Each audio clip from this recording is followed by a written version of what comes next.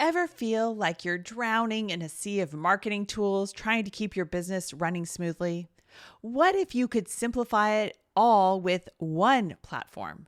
That's where Go High Level comes in, your all-in-one sales and marketing solution built for small businesses like you. In fact, Go High Level has over 1 million users just like you. With Go High Level, you can capture leads, automate your prospect and client journeys, quickly and efficiently build stunning websites, sales pages, and sales funnels. Imagine managing your CRM, email, SMS, and funnels without duct taping a dozen tools together. Plus, their unlimited plan lets you add as many contacts and users as you need, no hidden fees. We've been using Go High Level for over a year now and absolutely love it. In fact, Profit First Nation is also powered by Go High Level. Ready to level up? Start your Profit First Nation extended 30-day free trial today at www.gohighlevel.com/Profit First Nation. That's www.gohighlevel.com/Profit First Nation.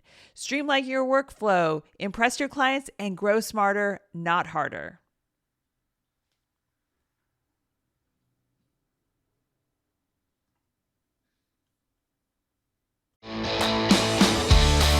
Welcome to Profit First Nation, the official podcast for entrepreneurs who are operating their businesses in the zone of permanent profitability. I'm Mike Michalowicz, the author of Profit First, and now here's your Profit First Nation guide, Danielle Mulvey.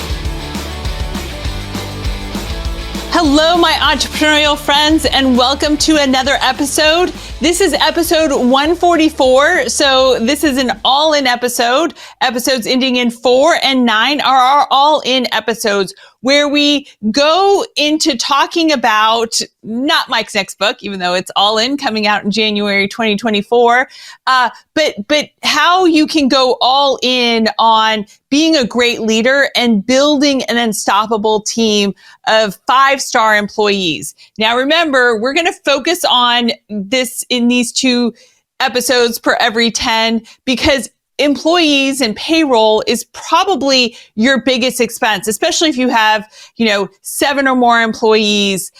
They are probably the largest expense in your business. And remember, to increase profitability, there's only 2 ways: increase margin and or decrease expenses. So your payroll needs to be producing at least a 3x return. This is so important for you to be profitable in your business. And when you have employees who are 5-star employees, they are producing a 3x return on payroll. 1, 2, 3-star employees, average ho-hum or worse employees tend to be a little entitled. They're collecting a paycheck. They're not necessarily producing that 3x return on payroll. And so today we're going to talk about some strategies on how you can correct the errors of a mishire. If you've had any mishires in the past, we know from research that approximately every 3 out of 4 hires in a business is right now trending at a mishire. So most businesses have a 75% mishire rate. When you employ going all in on recruiting, hiring, retaining your employees, and you never settle for less than 5-star employees, and maybe even using the 5-star employee hiring system, then you will only have a 10% mishire rate. So we're going to talk about strategies in these episodes ending in 4 and 9 about how to be a 5-star employer, how to recruit, hire, and retain 5-star employees so that you go from a 75% mishire rate to just a 10% mishire rate. One way to do that is to right now kind of stop everything and pull out a spreadsheet. And actually, we will have a template for you at profitfirstnation.com 144. So profitfirstnation.com/144 will have this episode's resource. And what you're going to do is you're going to either use that resource or create your own spreadsheet. The first column is you're going to put your former employees. You're going to list them that have left the company, whether on good terms or bad terms or terms. You're going to list them in that first column. And I would recommend going back at least 2 years of people who are no longer with your organization. We like to call them alumni. And then I want you to, in the next column, put down what their hire date was. And then I want you to put their term date in that third column. When did they leave the organization? And then what was the role in the fourth column? And in the fifth column, what was the reason for leaving? And in this next column, you're going to put who they reported to or who their supervisor was. And then in the next column, you're going to put, you're going to look at their resume that they had submitted for the job. And you're going to look at that resume again. And, that was probably the only single piece of information that you had for that candidate besides them when you were evaluating them. So go look at that resume. And, do you see any red flags in that resume that, you kind of maybe ignored, brushed under the rug, really didn't pay attention to? And put what those resume red flags are in that column.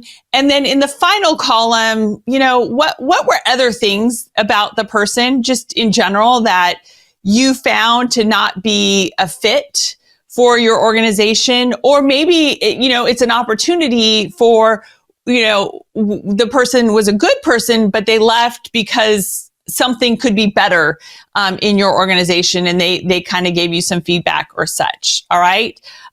So those are the columns, and you're going to dive into this. I would say, to be honest, this should only take, honestly, an hour to do, right? Because at worst, you're going to go into your payroll system, and that's where you're going to find their hire date and their term date. Boom, boom, boom. That should take no more than 10 minutes, even if you had 10 employees. Couple clicks of the button. And then, you should be able to just do a search to find their resumes in your emails or however people are applying. And then you're honestly not going to have to think too hard. You'll look at each resume and it'll probably take you 3 minutes to find those glaring red flags that were probably invisible the first time that you were wanting to hire that candidate. And then just take a couple more minutes to reflect on that candidate, reflect on what they were like in the office, and what were things that just didn't work out either for the candidate in your situation or for you having that candidate in that situation. And so we're going to talk through some examples of some things that, again, could be red flags and such, and why someone would leave. So, I'm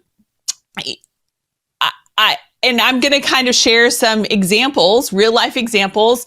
We did this with a member of the All-In program and the 5-star hiring system, and kind of looking back before we went forward on the kind of candidates that they were sorry to lose, and the candidates that they were happy to lose, which would give us a good sense of how to establish and build and help them find the ideal candidates, the 5-star candidates going forward, and never settle for these people that were mishires. All right.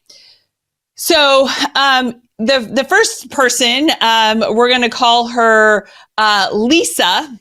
So what's interesting about Lisa's resume, when we looked at Lisa's resume, she had multiple present jobs. So she was working multiple jobs in the present, and she was going to trade this job for or one of those present jobs for this job, and but she was going to keep some of the other ones and such. So the issue with that is this was a full-time position, and then she was going to keep these other part-time positions. So one thing about that is it's hard to judge if someone always has like one foot somewhere else. They're not going to be totally vested if you're not, kind of like their primary employer or, their only employer is ideal. You really kind of want to avoid people that have multiple jobs, especially at higher levels, in an organization. Obviously, if you run a restaurant, that's going to be normal that people have multiple jobs, et cetera. But in terms of a professional or service setting, you're going to want someone to have really just one job so that they can be focused and all in on your organization. So the other interesting thing about this candidate was they all of their prior positions were local to where they lived, including their present positions, meaning they were within 5 miles of where they lived. And this position was 40 miles away from where they lived. So now they were going to have a commute. And they said that it was brought up in the interview, and they said, no. I love to drive. I love being in my car. Not a big deal. I'm up for it and such. Well, this individual lasted 2 months in the position.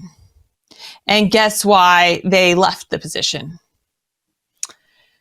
They left the position because the drive was too long, right? Okay. Well, then this candidate totally lied to you. And people will do that. They think it's not a big deal, but then when they start doing it every day, and in this case, every day for 2 months, if they're not already doing it, they're probably not going to like doing something so different, something that takes more time out of their day, takes more time away from their personal time and their family. So you have to be really, really cognizant. I learned this too when we were hiring candidates for when we were in office for our claims exam firm in Carmel, Indiana, which is a northern suburb of Indianapolis. I was a little bit naive and hired some candidates who, said, oh, no problem. Oh, yeah, I've worked there near there in the past. I wasn't so familiar with the geography and the different towns and where they were and such. So I tended to believe them. And truth be told, I got wise pretty quickly and started Googling, if I wasn't familiar where the town was, how far it was from Carmel, Indiana, where our offices were, where we were in office at the time. And really, kind of evaluated and filtered out candidates that were just too far and didn't make sense. And while you want to believe a candidate doesn't want to be rejected. So they're going to tend to say what you want to hear. And the clear thing is, oh yeah, no problem. I can do that commute. And maybe they genuinely think that they can, but let's be honest, especially in a large metro area, this isn't the only job. If the person lives in a rural, very rural area and there's little to no opportunity, well, of course, they're going to have to drive anywhere for a job. But in this case, this person, lived in a metropolitan area and was going to drive 40 miles to another metropolitan area for what would be the same pay, the same type of job, et cetera. So it just really made no sense that they were trying to make this leap 40 miles away when there should have been plenty of opportunity where they lived. So really, let's be honest about this, and let's, do a little bit of research and understanding and set it up for success. And again, if the person says, oh, we're going to move there. Oh yeah, we're planning on moving. Just don't bother. There are plenty of fish in the sea. You may just have to cast a wider net to catch the right fish.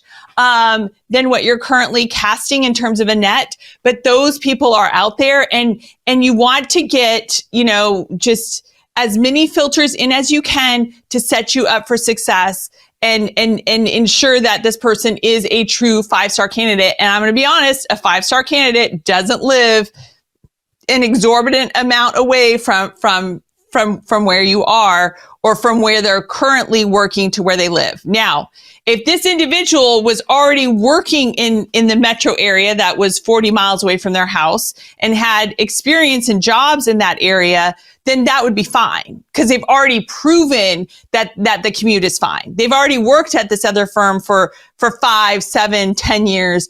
And, for whatever reason, they're looking for a change. And it's sort of like, for the commute is a lateral. It's the same distance. So that's okay. And that works out. But if there's a big change in the candidate's current behavior in terms of where they are now and where you need them to be, then that's a red flag. All right. Okay. Then we had, a candidate here when we did this alumni analysis of this one member's firm, and they didn't like all their they didn't like all their clients, and they wanted to work fully remote. So that's a bit of a problem. So with individuals today, we've got people that, got a taste of working from home thanks to COVID. And then, there's people that have been very comfortable with it. We went fully remote with our claims exam firm. With our construction material supply business, we were remote for a bit during COVID. And then when we came back into the office, our employees were like, thank you, because, they really enjoyed the camaraderie, the collaboration. It just made things better. And, it just was, not as conducive to work as in their homes, maybe, as well, with their families working from home too. So you really have to understand, this candidate had been working remote and then took a job that was hybrid. And, let's see how long here. So for about, they stuck it out for, almost 2 years. But, kind of during that COVID time. And so they had worked remotely, it looks like, during COVID in 2020. They joined this firm in 2021. They left this firm in 2023 because they wanted to go back to fully remote. So you got to really watch this too. I think people think, okay, I can change them. Yeah, this job is hybrid, but I'm going to do such a bang up job and I'm so good at what I do and I produce results that I can get them to change and make me fully remote. And, in this case, I know this owner, and there's no way this owner would allow 100% remote work.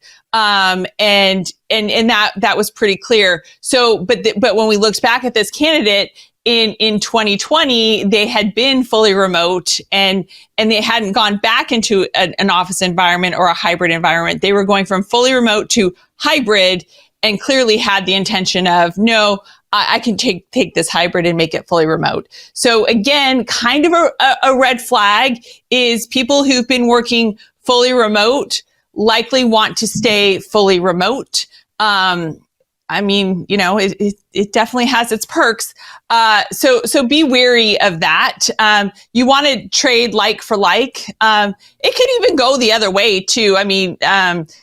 Someone who's working in office, might not actually end up being successful in working from home. So be cognizant of, again, how much is the candidate having to change their behavior, change where they're working, change their commute, etc. And that's where, it's hard to tell if that will fully stick if they have to make that change. So you want to keep the candidate in kind of like a like situation. They were working hybrid, you're offering hybrid. They were working 100% remote, and you're allowing them to work 100% remote. Okay. So then we move on to the next candidate, and this individual, let's see, how long did this individual last? This was Kevin, and this person was with them for just shy of 2 months. And they were let go because of poor work. And so what it looks like here was they failed to test this individual.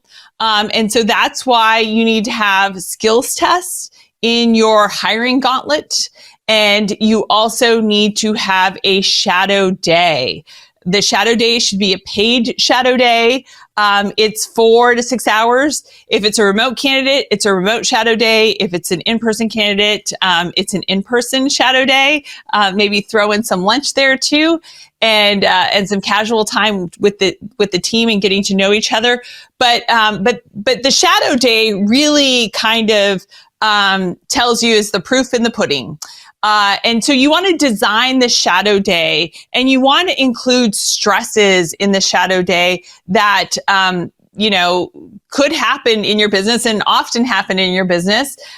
So you kind of want to design the shadow day to truly test the candidate, maybe on your office's not best kind of days.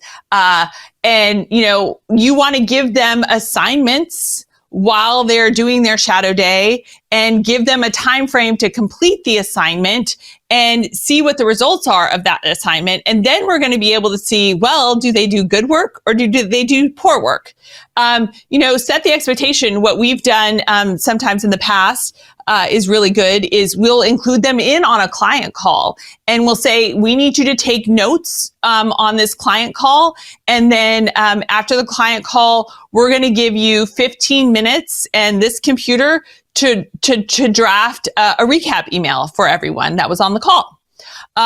So you want to, see how they work, the quality of their work, and how efficiently and quickly they do it. So that would have helped here with Kevin.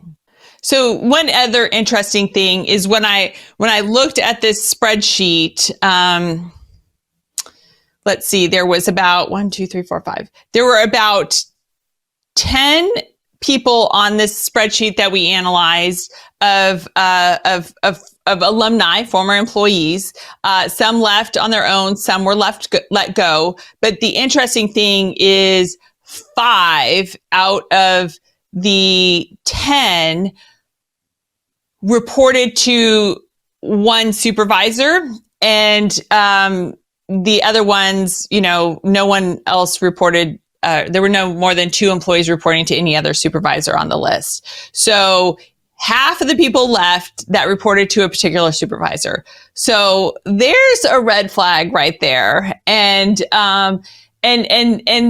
this is kind of known. This owner and I have had discussions about the situation, and interestingly, now it's kind of like, well, do you want one person and never be able to keep someone else? And the interesting thing about this supervisor is, the people that work for her really have very short tenures too, which is also telling of the situation. So, it can go both ways, which is why we had that supervisor column and who they report to and stuff, because that could present, an issue that needs to be addressed in your organization as well. It might not be the employees or the candidate. It might be the person who's already been there and in a supervisor role. So let's see. When we looked at some of the resumes, some of the other resume red flags that kind of reared their head, we talked about the one where the individual all their prior work experience was very local to where they lived, and this position was a big commute for them. Another resume red flag is sort of the type of organization the person is currently working for, or where their history is of they're working for, compared to like where your organization is. So in one case, there was an individual who worked for such an elite, well-known institution that working for a firm that is, a successful and profitable and wonderful small business, that person sort of lost their ooh-ah factor when people say, oh, where are you now? And they would say, well, I'm with Acme. And people are like, oh, you went from ooh la la, wow, wow, wow, blue chip to Acme? Oh, okay. So you really need to be cognizant too, again, like how much of a move is this person making? This person went from, working at really like a very well-known, prestigious company to a great company that no one knows about and such. And so really what kind of got to this person was they didn't have that, I'll call it ooh la la factor, but they didn't have that prestige anymore associated with their place of employment. And so, again, you want to be cognizant of where they're coming from and where you are. I tend to like people that, when they work for us, it's a step up to them and it's not considered a step down. So that is a very important thing to consider in your candidates. The other interesting thing is that, when we looked at these candidates and they were applying for bookkeeper positions, I was sort of like, so where's the bookkeeping experience on this resume? They had made several administrative assistant hires and hired them as bookkeepers. And one candidate in particular, the underneath their name on their resume, it said administrative assistant. Everything was them working as an administrative assistant. All of the skills that they listed, data entry, effective time management, team player, customer service, tech savvy, Microsoft Office, effective communicator, scheduling software, Google Suite, CRM, critical thinking and problem solving, email automation software. I think I named them all. Did you hear any QuickBooks? Did you hear any accounting? Did you hear any bookkeeping? So, again, this was a case of an individual who said, oh yeah, I did a little of that, but it wasn't a prominent enough skill. They listed 15 skills on their resume and none of them had to do with accounting or bookkeeping. Also, too, would have been figured out if you gave this person a bookkeeping or accounting test as well. So it's, again, really important to, number one, does their experience commensurate with what you need for the role?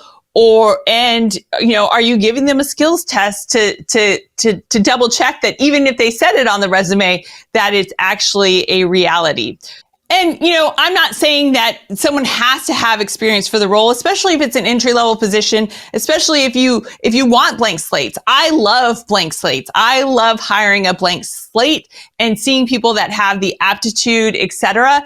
And, what kind of experience I'm looking for might not be the literal experience of what I'm hiring for. So, for example, for our claims examiners, we hire recent college graduates with a math degree. That's it. If they have a math degree, I know they know how to problem solve. I know they love numbers.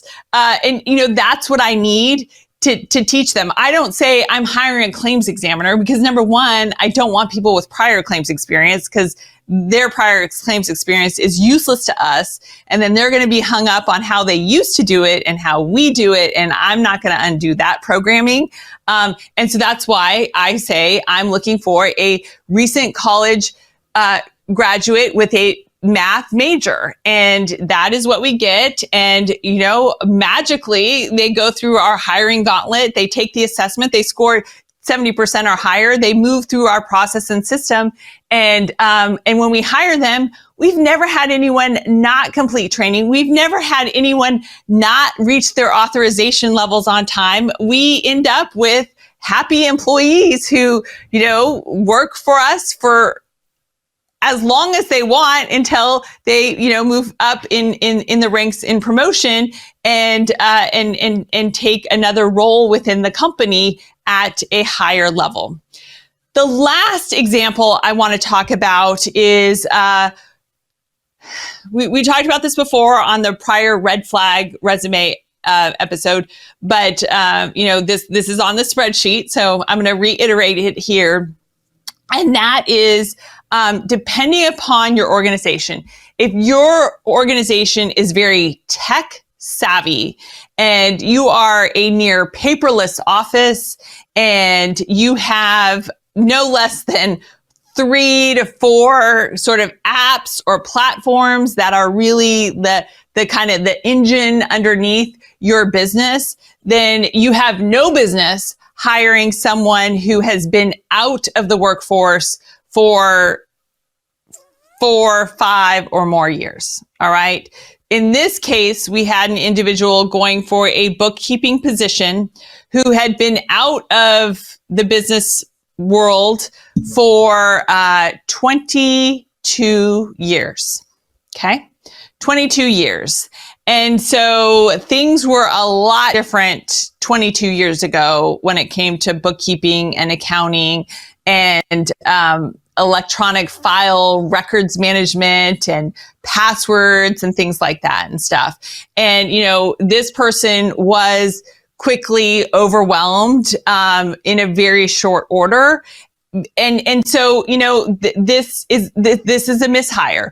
So you want to have people, if you are very tech savvy, you have lots of platforms, you have specific ways of doing things, you need to, make sure that and test for this individual and do it on a shadow day that they can catch on quickly. And they love, how everything is so organized in these electronic file cabinets. And you've got these Trellos and you've got Dropbox and you've got Microsoft SharePoint and your clients' apps and everything. Really test for that because again, if the sophistication of where they're coming from is pretty low from a technology standpoint, and your firm is like, a firm that has a lot of apps and a lot of things buzzing in the background to make you guys successful, that is a big leap. And that is going to be very impossible for someone to